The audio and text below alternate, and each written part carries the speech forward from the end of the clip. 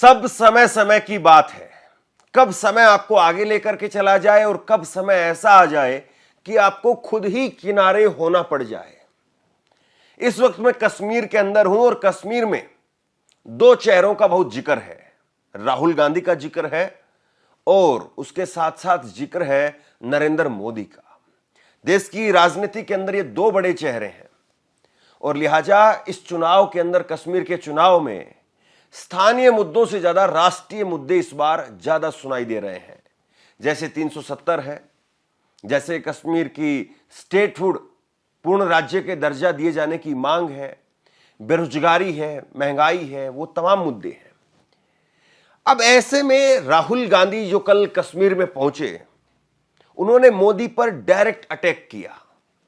ऐसा बहुत पहले राहुल गांधी, एक तरीके से उनको एडवाइस दी जाती थी कि आप मोदी पर डायरेक्ट अटैक ना करें, उनकी पॉलिसी पर अटैक करें, उनके किसी काम को लेकर के उनकी आलोचना करें, डायरेक्ट मोदी पर हमला करने से बचें।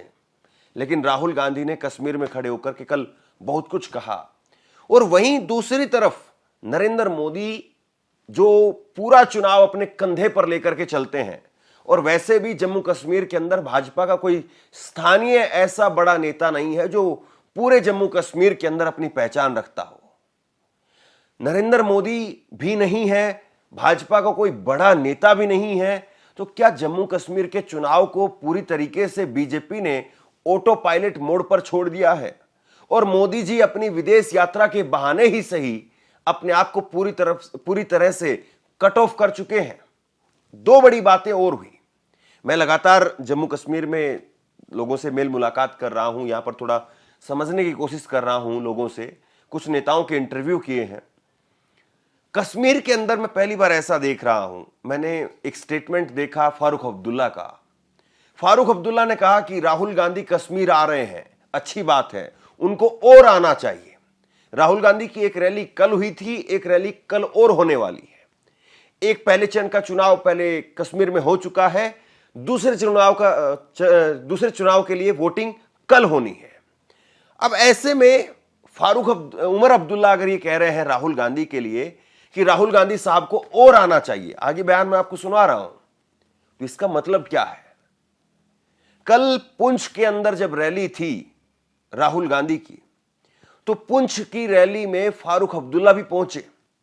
फारूक अब्दुल्ला ने जो पहली बात वहां पर कही, उन्होंने कहा कि हमारे आने वाले वजीर आजम राहुल गांधी जी। कितनी बड़ी लाइन है ये, कितना बड़ा स्टेटमेंट है ये। कभी मोदी जी के लिए ये बातें उनके सहयोगी कहते थे, लेकिन आज राहुल गांधी के लिए तमाम बातें कही जा रही हैं। और बड़ी बात इसमें यह भी है कि राहुल गांधी के नाम को एक तरीके से ऐसा डेंट कर दिया गया था कि कांग्रेस के या जो सहयोगी दलों के नेता हैं, वो भी राहुल गांधी के साथ में ना खड़े हुए दिखाई देते थे, ना उनके पक्ष में वकालत करते हुए दिखाई देते थे। लेकिन समय का चक्र ऐसा घूमा कि इसी कश्मीर में राहुल गांधी ने जो पहली अपनी भारत जोड़ो यात्रा समाप्त की थी, तब से लेकर के और अब तक राहुल गांधी को लेकर के चीजें बदली हुई दिखाई देती हैं। और जब मैं देख रहा हूं कश्मीर में, लोगों से मेल मुलाकात कर रहा हूं, यह बात बिल्कुल सही है कि कश्मीर की जो पहली पार्टी यहां पर है जो ज्यादा सीटों पर लड़ रही है, वो फारूक अब्दुल्ला, उमर अब्दुल्ला की पार्टी एनसी है। गठबंधन में 51 सीटों पर चुनाव लड़ रही है, कांग्रेस 32 सीटों पर चुनाव लड़ रही है। लेकिन आप देखिए कि वैसे आप लोगों से पूछेंगे, मोदी, राहुल, उमर अब्दुल्ला, फारूक अब्दुल्ला, इन तीनों चारों नेताओं के नाम लेंगे तो पहले नाम पर राहुल गांधी का लोग नाम लेते हैं। और इसीलिए कहीं ना कहीं चीजें बदलती हुई भी दिखाई दे रही है। कश्मीर में कल रात को हम लोग लाल चौक पर थे। लाल चौक पर एक बड़ी विस्तार से जो हमने खबर की, ग्राउंड रिपोर्ट की है। आप लोग उस ग्राउंड रिपोर्ट को देखिए, आपको समझ में आएगा कि कश्मीर के अंदर जो रील के जरिए आपको 20 सेकंड की, 30 सेकंड की वीडियो बना करके जो चकाचौंध दिखाई दे रही है, वो कश्मीर की डेवलपमेंट नहीं है।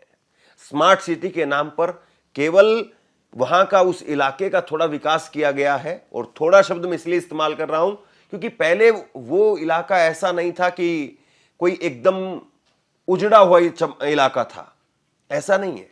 पहले भी वहां पर अच्छी खासी चहल पहल थी, पहले भी वहां पर 50 साल पहले, 100 साल पहले वहां पर अच्छे होटल थे। अंग्रेजों के जमाने पर में भी वहां पर लोग आते थे, ऐसा नहीं है। तो अब राहुल गांधी जब कल कश्मीर पहुंचे तो राहुल ने दो बड़ी बातें कही। पहले मैं चाहता हूं कि एक बार वो सुन लीजिए आप, और उसके बाद में फारूक अब्दुल्ला और उमर अब्दुल्ला को मैं आपको सुनाऊंगा।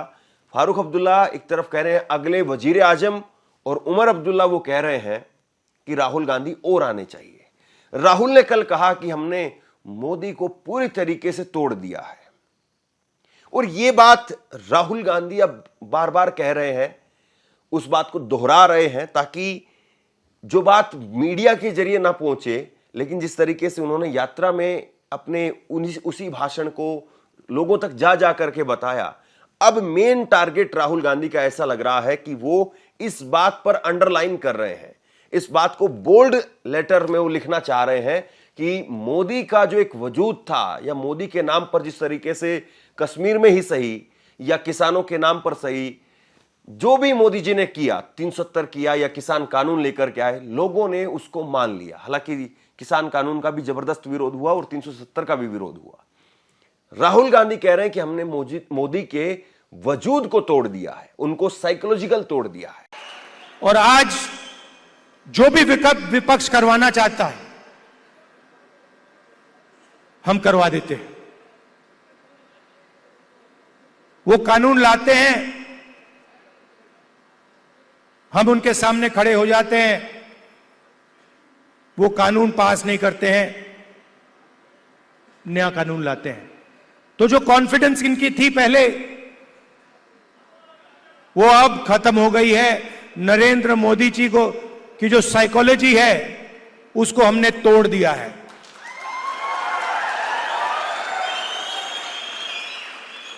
वो तो उनके चेहरे पे साफ दिखता है कि जो पहले नरेंद्र मोदी थे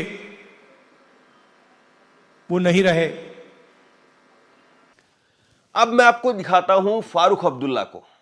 फारूक अब्दुल्ला जब कल मंच पर थे, राहुल गांधी के साथ में थे, तो उन्होंने वजीर आजम कहकर के संबोधित किया। मतलब आज विपक्ष, इंडिया गठबंधन, वो राहुल गांधी को मुख्यमंत्री, वो प्रधानमंत्री के तौर पर देखने लगा है। और अब विपक्ष जो है वो इस बात को देख रहा है कि राहुल को अगर हम इस तौर पर प्रोजेक्ट करेंगे तो हमें फायदा होगा, बेनिफिट होगा। राजनीति में कोई भी बयान यूं ही नहीं कहा जाता है, हर बयान के पीछे अपने अपने सियासी मायने जरूर होते हैं। फारूक अब्दुल्ला क्या कह रहे हैं, सुनिए। आने वाले भारत के होने वाले वजीर आजम राहुल गांधी जी यहाँ पे गठबंधन के लीडरान, नेशनल कॉन्फ्रेंस और कांग्रेस के, और आपके उम्मीदवार जो यहाँ पे खड़े हैं, आप सबको मेरी तरफ से अस्सलाम वालेकुम। ये लड़ाई नफरत के खिलाफ है।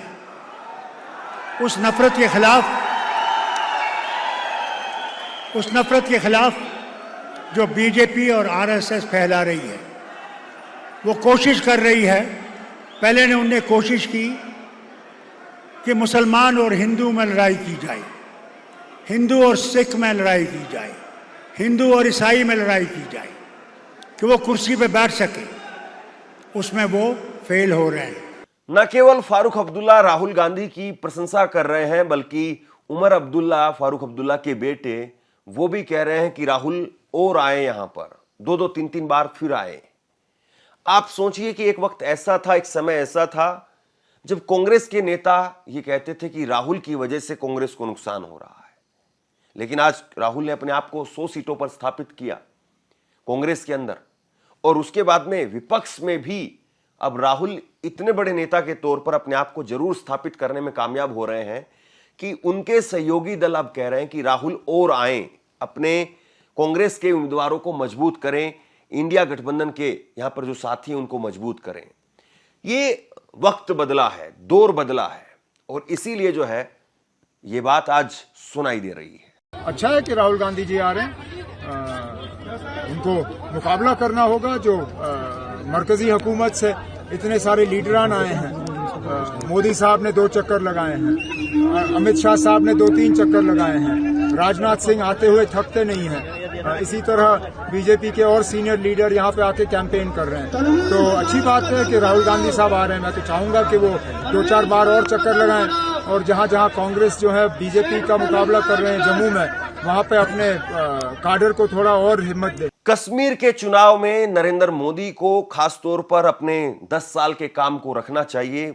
नरेंद्र मोदी की बीच में 1-2 रैलियां यहां पर जरूर हुई हैं, अमित शाह की भी कुछ रैली हुई है, लेकिन मोटे तौर पर अगर आप देखेंगे, जो नरेंद्र मोदी अमित शाह कमान संभालते थे किसी स्टेट के अंदर चुनाव को लेकर के, और जिस तरीके से वो कूदते थे चुनाव में, अब उस तरह की बातें नहीं दिखाई दे रही है। मोदी अमित शाह उस तरीके से अपनी छाप नहीं छोड़ पा रहे हैं, और शायद इसकी एक बड़ी वजह यह है कि अब ऐसा लगता है कि मोदी और शाह के नाम पर, और खास तौर पर कश्मीर में मोदी और शाह के नाम पर वोट कटेंगे, और इसीलिए भाजपा के नेता भी नहीं चाहते हैं कि मोदी और शाह ज्यादा यहां पर आए, क्योंकि मोदी और शाह जब जब यहां आते हैं तो 370 लोगों को याद आने लगता है, स्टेटहुड लोगों को याद आने लगता है। मोदी जी इस बात को तो जरूर कह रहे हैं, या अमित शाह भी कह रहे हैं कि हम स्टेटहुड वापस करेंगे, लेकिन लोग ये पूछ रहे हैं कि फिर अभी तक क्यों नहीं हो पाया। आप तो कह रहे हैं कि नॉर्मलसी आ गई है, सब कुछ ठीक हो गया है, तो फिर अभी तक क्यों नहीं हो पाया। और यही सवाल हैं जो बीजेपी को परेशान कर रहे हैं। तो बहरहाल कल कश्मीर में 15 सीटों पर श्रीनगर के अंदर, कश्मीर के अंदर, और 11 सीटों पर जम्मू के अंदर जो है वो वोटिंग होगी। कुल मिलाकर के 26 सीटों की वोटिंग है। आज भी कुछ लोगों से मेल मुलाकात करूंगा। दोपहर में थोड़ा सा श्रीनगर के अंदर सन्नाटा रहता है, वैसे भी तादाद पब्लिक की, आवाम की जो है कम है।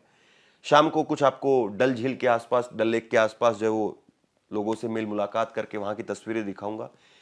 कल लाल चौक की आपने तस्वीरें देखी हैं, कुछ गांव की भी ग्राउंड रिपोर्ट की है, वो भी आप जरूर देखिएगा। इस खबर को लेकर के आपकी जो भी राय हो नीचे कमेंट बॉक्स में लिख करके जरूर बताइए, और इसी तरह की तमाम खबरों के लिए ऑनलाइन न्यूज इंडिया को सब्सक्राइब कीजिए, और जो हमारी ग्राउंड रिपोर्ट रहती हैं उनको ज़्यादा से ज़्यादा शेयर कीजिए ताकि हमारी हौसला अफजाई हो। बहुत बहुत धन्यवाद।